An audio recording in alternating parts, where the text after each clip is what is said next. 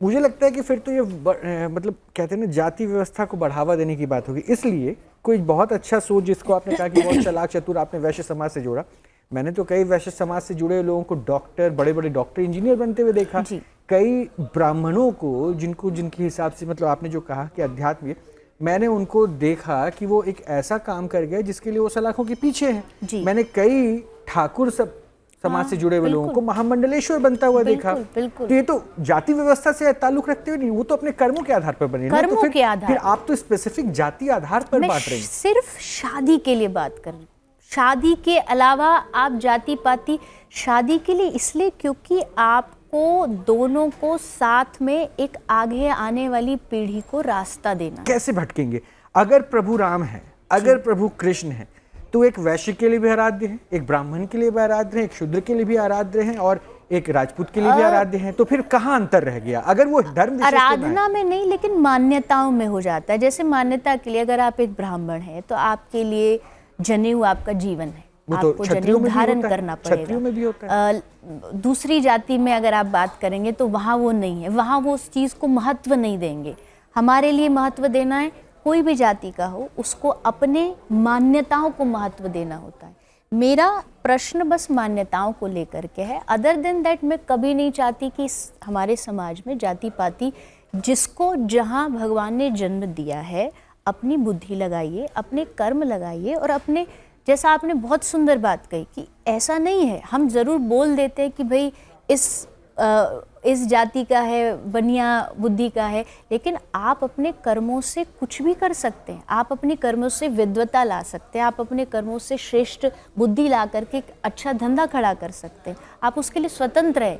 लेकिन जब आपको आगे आने वाले बच्चों को एक रास्ता देना होगा तो कोशिश ये करिए कि आप एक ही मान्यता से जुड़े रहे, ताकि आप भविष्य पीढ़ी को भटकाएं ना, उनको एक रास्ता। मतलब यही वजह है कि आप इंटरकास्ट मैरिज के जी, मेरा मुख्य रीज़न बस यही है। बाकी मैं कथाओं में भी, अपने मंचों से भी हमेशा निवेदन करती हूँ कि जात पात के लिए। तब तो डायरेक्टली अगर मैं कहूँ कि आप कास्ट सिस्टम के खिलाफ नहीं है तो ये गलत थोड़ी ना होगा। अगर आप कास्ट सिस्टम के खिलाफ होती तो इंटरकास्ट मैरिज से भी दिक्कत नहीं होती, आप वर्ण व्यवस्था को ही खत्म करने के ऊपर फोकस होती। मतलब मैं मानूं कि आप कास्ट सिस्टम के सहयोग में हैं, होना चाहिए। आप ये कह सकते 50-50 थोड़ा सा बैलेंस बना करके, जहाँ आवश्यकता है, जहाँ ज़रूरत है, वहाँ मुझे लगता है ध्यान रखना चाहिए। लेकिन उसके साइड इफ़ेक्ट्स जो हैं, यानी कि जो उसके नेगेटिव जो इम्पैक्ट है, उससे भी थोड़ा बचना चाहिए, क्योंकि उसके कारण हम कई बार मैं ये हूँ, मैं वो हूँ और दूसरी जाति मुझसे नीची है, मैं बड़ा हूँ, ये चीज़ भी गलत है। उस चीज़ को बढ़ावा भी नहीं मिलना चाहिए। तो मैं ये कह सकती हूँ, आप सेफ प्ले कर रही है। कथावाचक जो मैं कहूँ ना कि एक वो हो चुका है, लेबलिंग हो चुकी है, 5 स्टार कथावाचक, 3 स्टार कथा। तो एक 5 स्टार कथावाचक के कथनी में जो लोग सुनता है ना, इन्फ्लुएंस बहुत अच्छा। और आपके तो मतलब मास फॉलोअर हैं सोशल मीडिया पे भी, तो मतलब आप अपने आप को सेफ प्ले करा रही हैं कि नहीं? मैं बस इतना कहूंगी कि जाति पाति को बढ़ावा तो नहीं देना तो हो गया ना, आपने कहा तो लेकिन हाँ, इस बात के मैं 100% समर्थन में हूँ कि जब एक लड़की या लड़की का परिवार उसके लिए आगे का भविष्य चुनता है तो अपनी मान्यताओं से जुड़ा धर्म, जाति ही चुने, ताकि आगे जा करके कोई परेशानी उसके विचार, खुद के विचारधाराओं में भी ना। चलिए, मैं अब दर्शकों के ऊपर छोड़ देता हूँ, अब उन्होंने तय कर लेना है कि जी। आप क्या उसके सपोर्ट कर रही। लेकिन अच्छा एक बात बताइए। हाँ जी, आप इतना अच्छा बोलती हैं, वर्षों से आप कथा वाचन कर रही हैं, बहुत छोटी उम्र से। अब तो आपके मतलब मैंने जो वीडियोस देखा है, हजारों की भीड़ होती होगी कथा वाचन में, मतलब सुनने वालों की, श्रोता जो रहते होंगे जी, कैसे मैनेज करती हैं? स्थिति परिस्थिति को देख करके, क्योंकि आयोजन में बहुत कुछ जिम्मेदारी निभानी पड़ती होगी आयोजकों को ना। आयोजकों को तो देखिए स्वाभाविक है, निभानी पड़ती है, क्योंकि जब आप इतने पहले के समय में आयोजन का जो रूपरेखा थी वो थोड़ी सूक्ष्म होती थी, आज उसका विस्तार हो गया है, आज लोगों का आना बढ़ गया है, लोग आते भी हैं। तो जैसा आपने कहा कि अब वो ज़माने नहीं रहे कि भाई हमें व्यवस्थाएं नहीं चाहिए, उन्हें बैठने के लिए सोफ़े भी चाहिए, उन्हें बीच बीच में ठंडा पानी भी चाहिए, पंखा भी चाहिए गर्मी है तो एसी भी चाहिए, 5 स्टार पंडाल भी बन जाता है आजकल तो पंडाल भी चाहिए। तो मैं ये कहूँगी भौतिकता तो देखो हर जगह आती ही आती है। तो मतलब इस हिसाब से तो इजीली आपको हर कोई बुला भी नहीं सकता कथावाचन के लिए। इसी पे एक इल्ज़ाम है, मैं इसका जवाब तभी लूँगा। इल्ज़ाम क्या लगा है, मैं इल्ज़ाम बता दूँ। देखिए मैं इस पर कोई रिएक्शन सुनाऊंगा नहीं, मैं चाहता हूँ जवाब आप ही दें। इल्ज़ाम आप पे लगा कि आप कथा सुनाने की महंगी फीस लेती हैं, मतलब बहुत बड़ा अमाउंट है, हम जैसे छोटे लोग अफोर्ड नहीं कर सकते आपको, कि आपको मैं आमंत्रित करना चाहता हूँ आप कथावाचन कीजिए क्योंकि आप तो मोटी फीस लेंगे। तो कितनी फीस है आपकी? मेरी मुझे दुख इस बात का है कि जब भी धर्म की बात आती है ना, धर्म प्रवक्ताओं की बात आती है, तो हमेशा मंचों पे माइक लेके खड़े हो जाते हैं, आप कितना पैसा लेते हैं, आप क्या करते हैं, आप उसका कहाँ उपयोग करते हैं। हाँ, अधिकार है पूछने का, क्योंकि हमारा जीवन सार्वजनिक है, लेकिन वो क्या दे रहे संसार को, वो क्या कर रहे हैं समाज के लिए, उस पर बातें करने की बजाय हम इस पर चर्चा ज़्यादा करते हैं। रही बात मेरी फ़ीस की, मेरी फ़ीस 0 है। मैं कथा करने का किसी भी व्यक्ति से 1 भी रुपया नहीं लेती। ऐसे ही मतलब सरलता के साथ, इतना इजी भी तो नहीं होगा ना फिर आपको। अब अच्छा, जो आगे की बात है टर्म एंड कंडीशन एप्लीकेबल। जैसा मैंने पहले ही बोल दिया, आज कथाओं में, आयोजनों में बहुत भव्यता आई है। भव्यता आई है तो भव्यता के लिए आपको टेंट भव्य लगाना ही पड़ेगा, माइक तो लाना ही पड़ेगा, पीछे बैकग्राउंड तो लगाना ही पड़ेगा, म्यूजिशियंस तो चाहिए ही चाहिए। तो वो जो व्यवस्थाएं होती है ना, जो धनराशि आप बोल रहे हैं कि बड़ा खर्चा होता है या आयोजक को देना पड़ता है, वो व्यवस्थाओं का खर्चा है। तो वो सिस्टम सारा आपका अपना होता है या फिर वो डिपेंड करता है। जैसे कुछ चीज़ें, अब जैसे हमारे साथी है, आप ये समझिए 25 से 30 लोग हमसे जुड़े हुए हैं, उनकी आजीविका चलती है, उनका जो आना जाना रहना, उनकी जो जीविका है वो आयोजक कराने वाले को देनी पड़ती है। हमारे साथ कैमरा है, उनकी आजीविका है, वो तो देनी पड़ेगी। आप डायरेक्ट दे दो, आप अगर चाहते कि हम भैया हम आपको नहीं, हम तो डायरेक्ट इनको देना चाहते हैं, आप डायरेक्ट उनको दे दीजिए। तो मुझे लगता है कि ये व्यवस्थाओं के लिए बनाना फिर भी ओवरऑल अच्छा कॉस्टिंग बैठ जाता होगा इसमें। अब वो तो जब आप कराएंगे आपको पता लग ही जाएगा। नहीं, कथावाचन एक बड़ी इंडस्ट्री बन चुकी है वो, मतलब आई थिंक मुझे इंडस्ट्री कहना, मेरे कथावाचन मैं नाम नहीं लूंगा, आपको पता होगा। है कि बहुत बड़े बड़े कथावाचन है, अब तो विदेशों तक जाके कथावाचन होता है। तो इसमें बुराई क्या है? है? बुराई कुछ नहीं है, मैं तो कह रहा हूँ अच्छी बात है, तो प्रसार हो रहा विदेशों है। में, संसार में सब जगह कथा होनी चाहिए, हर जगह भगवान का नाम प्रचार होना चाहिए। यद्यपि मैं नहीं कह रही कि इसको बिजनेस बनाओ, लेकिन अगर 1-8% किसी का वैभवता इससे आ रही है, तो बात फिर वही आती है ना कि जब एक व्यक्ति समाज को गलत मार्गदर्शन दे रहा है, वो वैभवता में जीता है, वो चार्टेड से आता है, उसकी एक नहीं, कोई मतलब इसमें नेगेटिव नहीं है। अगर आप अच्छा ज्ञान दे रही हैं और सुगमता के साथ अगर आप लोगों को समझा रही हैं और आपके जो फॉलोअर्स हैं वो बड़े पॉजिटिवली आपको लेते हैं, तो उसमें मुझे कोई दिक्कत नहीं दिखती। और अगर वो व्यवस्था आपके साथ जुड़ रही है इस माध्यम से, तो मुझे लगता है इसमें भी कोई आपत्ति उठाने का अधिकार किसी को नहीं है। लेकिन इस पे भी एक आपत्ति उठ गई आपसे। मैंने फीस क्यों पूछी थी, देखिए अगला प्रश्न भी मेरा उसी से जुड़ा हुआ आ गया कि आप एक संत हैं, कथावाचन करती हैं, आप कह रही हैं कि आप फीस नहीं लेती, लेकिन एक सोशल मीडिया पर फोटो आपकी बड़ी ज़्यादा वायरल हुई एक फरारी के साथ, आप फरारी मेंटेन करती हैं, फीस नहीं लेती हैं, तो फरारी कहाँ से मेंटेन करती हैं? यही प्रश्न उठा कि फरारी से चलती हैं क्या आप? कौन सी गाड़ी रखी हैं अभी अपने पास? मेरे पास एक बहुत छोटी मोटी गाड़ी है, आप बाहर भी जा कर के चेक कर सकते हैं। मेरी कोई फरारी नहीं है। जैसा बात वही आई कि जब नाम होता है तो व्यक्तियों को कहीं ना कहीं से कुछ गलतियां चुनने का मौका मिलता है। एक कथावाचक और हैं, उनके एक पर्स पे बहुत विवाद उठ गया था ना, वो कई लाख के पर्स की बात हुई थी, इसलिए पूछा गया। वैसे तो खैर ये वही फरारी है, रेड फरारी। फरारी दो ही चर्चा में आई वैसे। मेरी फरारी, अच्छा आपके नहीं है, मैं बता दूं, फरारी दो ही चर्चा में थी, सचिन की फरारी, दूसरी आपकी फरारी। इसीलिए पूछ रहा। नहीं, मेरी इस फरारी के साथ कोई संबंध नहीं है, सिर्फ एक फोटो है, वो भी इसलिए क्योंकि गाड़ी चलाना आता है कि नहीं आपको? हाँ जी आता है, और इसी के लिए मैंने नहीं चलाई नहीं, क्योंकि ये मैं यूके में थी। मैं जिनके घर रुकी, जो कथा करा रही थी, उनकी कार है। उनका भाव था कि वो हर रोज हर गाड़ी में ले, आज उनका भाव था कि इस गाड़ी में आप कथा में जाओ, तो मैंने फ़ोटो ली और शायद लिखा भी था नीचे कि सिर्फ फ़ोटो लिया, ऐसा टाइप कुछ लिखा था।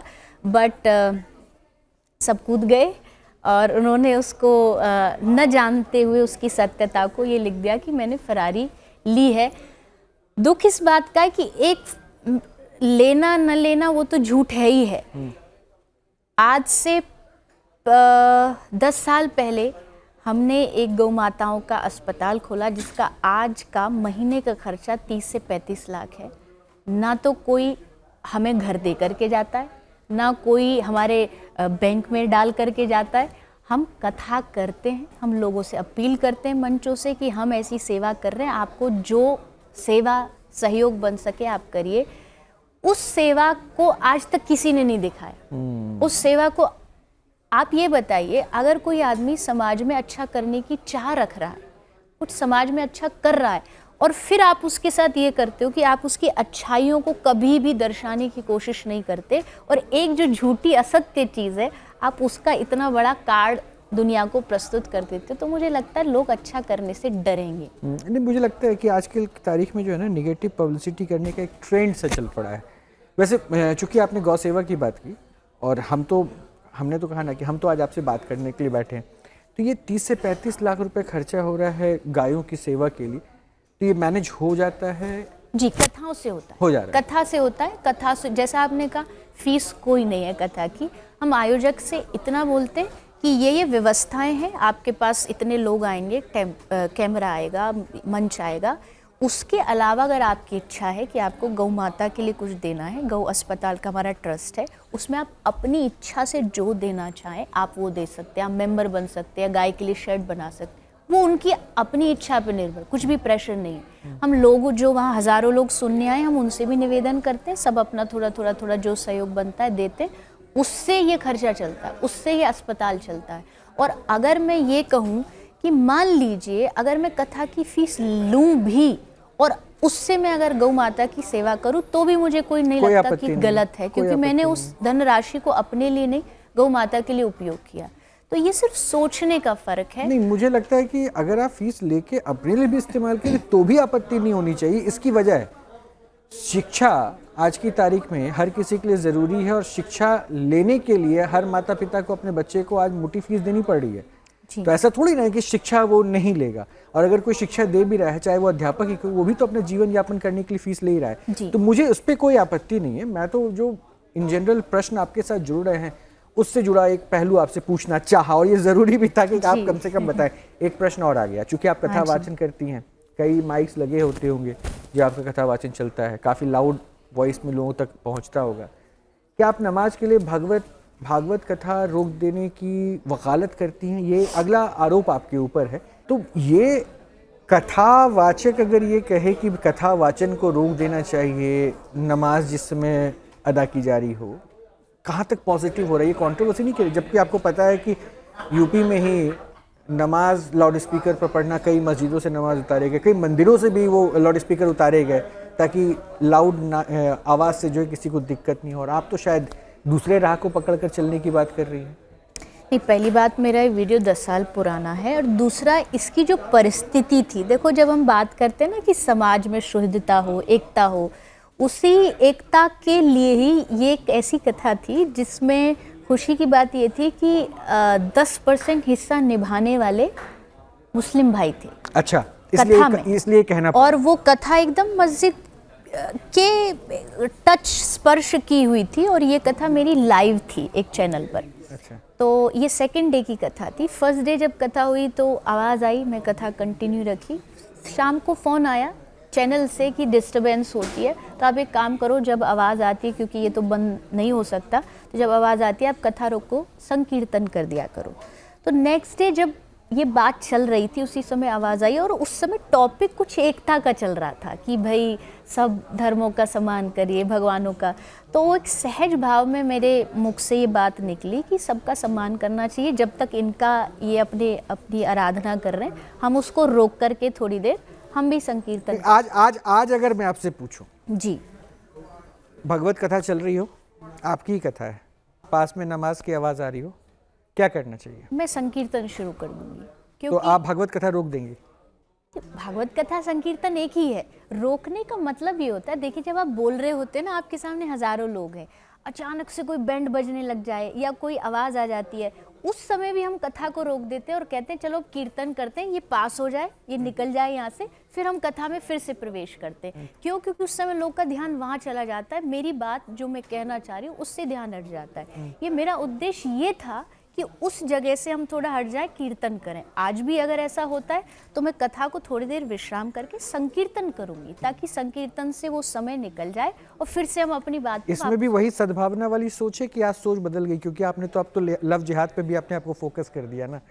नहीं, देखिए मेरा भावना सिर्फ यही है, मेरा उद्देश्य सब धर्मों के लिए समान है, प्रणाम सबको है, क्योंकि एट द एंड एक ही सत्य है, अलग अलग रूप में है, अलग अलग भावनाओं में है। तो किसी समाज को तोड़े धर्म वो नहीं होता, जोड़े वही धर्म है। लेकिन मैं ये कहती हूँ, अगर आप सनातनी है, सनातन को फॉलो करिए। अगर आपका जन्म भगवान ने मुस्लिम धर्म में दिया, उसको पूरी शिद्दत से करिए। आप सिख हैं, पूरी जो जान लगा करके अपने धर्म को फॉलो करिए। अगर आपको भगवान ने एक घर में, परिवार में, क्षेत्र में, जाति में, प्रदेश में जन्म दिया तो कुछ उद्देश्य दे के दिया है। मुझे अगर सनातनी बनाया तो मुझे कुछ उद्देश्य दिया है, तो मैं अपने धर्म को निभाऊं, आप अपने धर्म को निभाइए। अच्छा, देवी चित्रलेखा से अगर मैं पूछूं, कथा वाचन तो इतना अच्छा कर, ये कॉन्फिडेंस आता कहाँ से? उनकी कृपा से। पक्का? पक्का। वहाँ से वो एनर्जी सप्लाई करते हैं, हम यहाँ बोलते रहते हैं। देखिए, ये चीटिंग है। क्या चीटिंग है? आप कह रही हैं ऊपर से कॉन्फिडेंस आता है, और आप जो है अपने कथा में, देखिए अगला इल्जाम सुन लीजिए, आप अपने कथा में कहती हैं कि शराब को पीने से कॉन्फिडेंस बढ़ता है। आप देखिए जी, अब सवाल पूछूं या पहले जवाब देंगे? क्योंकि आपने तो कहा कि प्रभु की कृपा से कॉन्फिडेंस आ रहा है, और आप दूसरे को कॉन्फिडेंस देने के लिए कह रहे हैं कि 2 ढक्कन पी लो। नहीं, देखो क्या होता है, जब हम 3 घंटे कथा करते हैं, हमें पता है कि आदमी थोड़ा सा डाउन मोड में चला गया, तो हमको कुछ ऐसा, अब मैं ये कहूँ कि शराब पीने के नुकसान होते हैं, हाँ पता है। मैंने इस कथा में बोला कि शराब पीने के नुकसान सुने, अब फायदे सुनिए। फायदे क्या है? शराब आपको बूढ़ा नहीं होने देगी। क्यों नहीं होने देगी? क्योंकि बुढ़ापे तक आप पहुंचोगे नहीं, जवानी में ही आपका लिवर, किडनी सब फेल हो जाएगा। ये संस्कृत की एक भाषा है जिसको कहते हैं कि आप उसी बात को कह रहे हो पर थोड़ा विनोद भाव में, मतलब थोड़ा एक मजाक के तरीके पर। जैसे मैंने कहा, जो शराब पीते उसके घर कभी चोरी नहीं होती। क्यों चोरी नहीं होती? क्योंकि उसके पास कुछ बचता ही नहीं, वो पहले ही सब लुटा चुका होता है जितना भी उसके पास उसके 5-6 शायद ऐसे कुछ टॉपिक रहे, उस टॉपिक का ये एक बीच का हिस्सा है, टॉपिक है। इससे शराब पीनी चाहिए, या क्योंकि जब आप स्वयं एक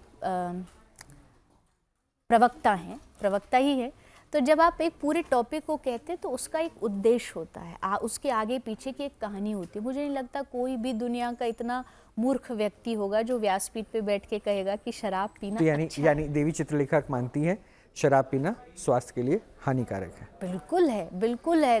पूरा जीवन निकल गया नशे का विरोध करते करते। उस नशे के विरोध का तरीका, अच्छा, नशा तो आज के तारीख में यूथ कर ही रहा है। ये तो शराब और इसकी बात की, नशा एक और भी है। सोशल मीडिया पर लाइक्स का भी एक नशा है, ये मानती हैं? क्योंकि देखिए, आप सोशल मीडिया पर भी, आप भी बहुत फेमस हैं, कंटेंट्स आपकी बहुत लाइक्स बटोरती हैं। ये नशा कैसे देखती हैं आप? गलत है। फुहड़ता फैलाना गलत है, क्यों? कंटेंट के लिए अश्लील भाषा बोलना बिल्कुल गलत है। अभी वो विवाद आपने सुना है? मैं नाम नहीं लूंगा, वो यूट्यूबर्स हैं, कंटेंट क्रिएटर हैं, वो लेटेंट वाला जो शो था, माता पिता को भी शामिल कर देना, इतनी नग्नता परोस देना, क्या सोशल मीडिया ऐसा हो गया है? दुख के साथ बोलना पड़ रहा, हाँ हो गया है, तभी हुआ है। नहीं, आपके फॉलोअर्स जो आ रहे हैं उसमें तो ऐसी भाषा ना, ऐसी शैली है, फिर आपके पास कैसे आ रहे हैं? फिर आपके पास कैसे आ रहे हैं? देखिए, जिन्होंने बोला, जिन्होंने परोसा, वो तो 100% गलत है ही है, क्योंकि ये मर्यादित शब्द तो है ही नहीं। मतलब मर्यादा को तार तार करने वाले शब्द हैं, अपने संस्कृति को तार तार करने वाले शब्द हैं। लेकिन आप सोचिए, जो वहाँ बैठ के ताली भी बजा रहे हैं, जो वहाँ बैठ कर के इस कंटेंट को कंज्यूम कर रहे हैं, मुझे लगता है कि उनकी भी गलती है। मान लीजिए मेरे पास अधिकार है बोलने का, मेरे पास एक मंच है बोलने का, क्या इसका मतलब ये है कि मेरी हर बात को अप्रूव कर दिया जाए, क्या मेरी हर बात को एक्सेप्ट कर लिया जाए? आज आप भी हैं, मैंने शायद जो बातें लोगों को ना अच्छी लगी हो, आप उसके लिए मुझसे प्रश्न कर रहे हो और अधिकार है सबका करने का। तो मुझे या मेरे जैसे जितने भी बोलने वाले हैं या कंटेंट क्रिएशन वाले या सोशल मीडिया वाले, ये सब अलग अलग हैं। इन सबको ध्यान रखना चाहिए कि आप समाज का एक बहुत ही जिम्मेदार हिस्सा हो, आप आदर्श हो लोगों का।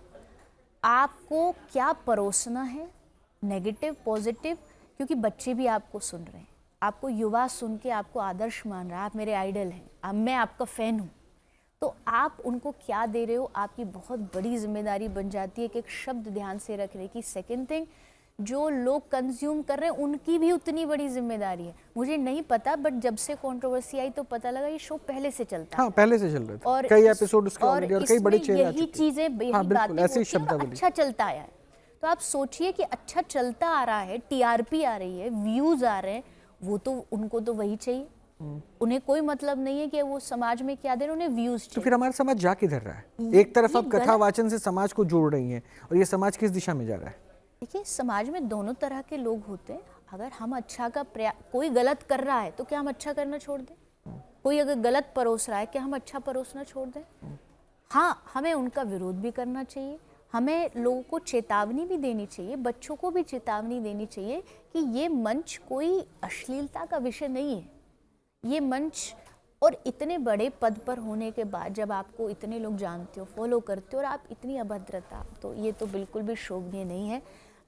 बच्चों को भी समझाइए कि कॉमेडी के नाम पर या ये टैलेंट के नाम पर कुछ भी ना देखते रहें। आप देखोगे तब तो ऊपर उठोगे। आप आज से बंद कर दीजिए कि नहीं, हमें अब शायद जहाँ तक मुझे खबर है उसको हटा दिया गया है, वो कंटेंट हटा दिया गया गवर्नमेंट ने। आप सोचो ना, आपकी एक आवाज़ ने पूरा कंटेंट हटा दिया, और आगे भी वो सावधान होंगे, शायद आगे ना भी करें कि ये हमें इस चीज़ को परोसना अब खतरा है। तो जब आप मुखर होते हैं, जब आपको लगता है कि नहीं ये चीज़ गलत है, जब गवर्नमेंट इसके लिए आगे, अभी गवर्नमेंट भी कुछ ना कुछ, आई होप कि कुछ करे, तो उससे लोगों में डर रहेगा और होना चाहिए। आज कंटेंट क्रिएशन मुझे लगता है एक स्वतंत्र बन गया है। यहाँ कोई लगाम नहीं है, कोई लगाम नहीं है, यहाँ कोई रूल्स रेगुलेशन नहीं है, यहाँ कोई गवर्नमेंट के नॉर्म्स एंड टर्म्स नहीं है। नहीं, एक फाइनल कमेंट मैं ले लेता हूँ, क्योंकि ये बातें तो आपने कह दी। आपने जब कहा ना कि कोई नियमावली नहीं है, शायद नियमावली को तो आपने देखा होगा, कुंभ जो चल रहा है इसमें भी ताक पे रखा गया। क्या ये महसूस हुआ कि आपको ममता कुलकर्णी को लाकर महामंडलेश्वर बना देना, एक सोशल मीडिया की फेस वो अचानक से सनातनी के तौर पर ग्लैमर के साथ जुड़ जाती हैं, कुंभ में वो हाईलाइट हो जाती हैं, एक आईआईटीएन दिखता है जो बाबा बनकर आ जाता है, तो ये क्या दिख रहा है? कोई नियमावली होनी चाहिए कि नहीं? बिल्कुल होनी चाहिए। ये एक मुझे लगता है मूर्खता है। आप कुंभ क्यों जा रहे हो? आप कुंभ मजे के लिए जा रहे हो? आप कुंभ में क्या, आपने कितनी सोशल मीडिया पर कुंभ की असली जो संतों की महिमा है, कुंभ क्यों होता है? संतों का मिलन, महिमा मंडन, आपने उसको कितना देखा? और आपने ये जो इधर उसकी आंखें सुंदर, उसका ये सुंदर, उसकी क्या क्या मतलब लोग परोस रहे हैं और लोग देख भी रहे हैं। दुख की बात ये है। मेरा कहना यह, अगर आप उसमें इंटरेस्ट लेना बंद कर दोगे तो सामने वाला उसको दिखाना बंद कर देगा। आप मत ही देखो। आपको पता है, मेरे लिए महाकुंभ हमारे सनातन धर्म का, इस विश्व का सबसे बड़ा उत्सव है। मैं वहाँ से क्या सीख सकता हूँ? मुझे वहाँ से संतों के आचरणों से क्या सीखना है, वो सीखने का प्रयास करिए। नहीं तो आजकल हमारे हर तीर्थ से जुड़ी हुई चीज़ें, ऐसे बड़े बड़े उत्सव एक मजाक का पात्र बन रहे हैं। राइट। और ये बहुत दुख का विषय है। Right. हम उनकी मुख्यता, मूलता को छोड़ते जा रहे हैं और इधर उधर एंटरटेनमेंट, मनोरंजन, इसमें फंसते चले जा रहे हैं। धर्म मनोरंजन नहीं है, धर्म मनोमंथन है। मन का मंथन करिए, उससे आपको धर्म समझ आएगा।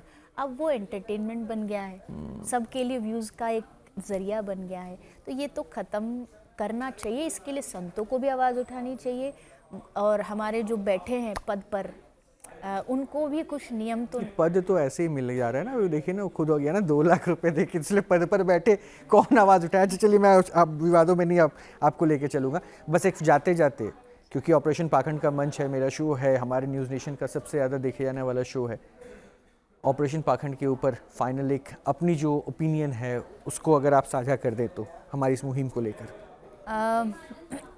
बिल्कुल, मेरी बहुत बहुत शुभकामनाएं हैं, क्योंकि जैसा मैंने कहा, धर्म को समझना और समझाना बहुत ज़रूरी है। अगर कोई ऐसा मंच हो जहाँ धर्म को वास्तविकता से परोसा जाए, जहाँ कुछ चीज़ें कुरीतियाँ हैं, कट्टरवादिता हैं, उसको अगर रोक करके उसमें शुद्धता और पवित्रता के साथ अगर लोगों को जागरूक किया जाए, लोग जगेंगे। जगाने वाला कोई चाहिए। तो ये जो पाखंड का मंच है, ये बहुत अच्छा कार्य कर रहा है और मेरी आशा है कि ऐसे ही धर्म को बढ़ावा मिलता रहे। धर्म को लेकर के जो थोड़ी बहुत भ्रांतियां हैं, समझ नहीं आ रहा है कि ये सचमुच धर्म है या नहीं है, कहीं कोई पाखंड तो नहीं बढ़ाया जा रहा, तो ऐसे लोग यहाँ आते रहें और आपके इस प्रयास को और आगे बढ़ाते रहें, ये मेरी कामना है। बहुत बहुत शुक्रिया देवी चित्रलेखा, आप हमारे साथ आई और इतने सारे प्रश्नों का आपने सामना किया। बुरा तो नहीं लगा ना? बिल्कुल भी नहीं। क्योंकि हमारा काम है प्रश्न पूछना और ऑपरेशन पाखंड में तो हम ऐसे ही करते हैं, हमें हर प्रश्न का जवाब चाहिए ताकि हम स्पष्टता सबके सामने रख पाएं और हमने भी वही कोशिश की। बहुत बहुत शुक्रिया, आपने समय निकाला और आप सभी का भी बहुत बहुत शुक्रिया हमसे जुड़ने के लिए। आप बने रहे हमारे साथ और एक बात जो ये कह रही है उस बात पे ध्यान दीजिए, क्योंकि हमारे ऑपरेशन पाखंड का मकसद भी वही है कि विश्वास आप सिर्फ ऊपर वाले पे कीजिए, अपना कर्म कीजिए, बाकी सब अच्छा होता है। अच्छे से रहिए, ध्यान रखिए। नमस्कार।